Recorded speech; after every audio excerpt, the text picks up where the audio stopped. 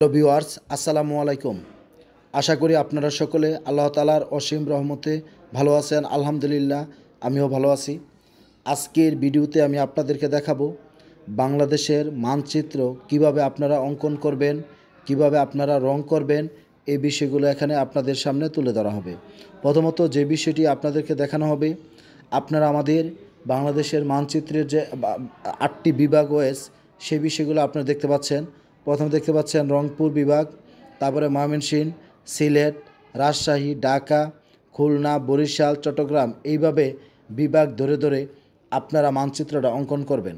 অঙ্কন করার পরে আপনারা যে কাজটি করবেন, এখানে আপনারা দেখতে পাচ্ছেন বিভিন্ন রং ব্যবহার করে আপনাদের এই বিভাগ অনুযায়ী এখানে রং করা হয়েছে। এতে করে মানচিত্রটা আপনাদের কারোর সামনে যদি আপনারা তুলে ধরেন, অবশ্যই এখানে স্পষ্ট হবে এবং দেখতেও অনেক গর্জিয়াস মনে হবে।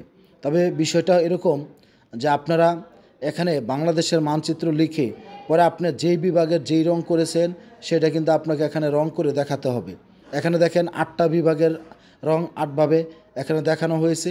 তারপরে বাংলাদেশের উত্তরে, পশ্চিমে, পূর্বে, তারপরে দক্ষিণ পূর্ব দিকে, দক্ষিণে কোন কোন জায়গা বা কোন কোন দেশ অবস্থিত সেগুলো এখানে স্পষ্ট বলা হয়েছে। কীভাবে আরেকটা বিষয় দেখাবো আমি যে মানচিত্রটা আমি আপনাদেরকে দেখাচ্ছি, এটি এখানে 4র্থ শ্রেণীর একজন শিক্ষার্থী, অর্থাৎ আমার মেয়ে, সে এটি অঙ্কন করেছে। সেই জন্য আমি আপনাদের কাছে শেয়ার করছি। আপনারা যদি মনে করেন আপনারা আপনাদের ছেলে মেয়েকে এইভাবে আপনারা শেখাতে পারেন, বা অন্য কোনো কালার করেও যদি আপনাদের মানচিত্র সুন্দর হয় আপনারা করতে পারেন। জাস্ট এটা আপনাদের একটা আইডিয়া দেওয়া হয়েছে। আর এতক্ষণ ধৈর্য সহকারে আমার এই কথাগুলো শোনার জন্য আপনাদের সকলের প্রতি আমি কৃতজ্ঞতা প্রকাশ করছি।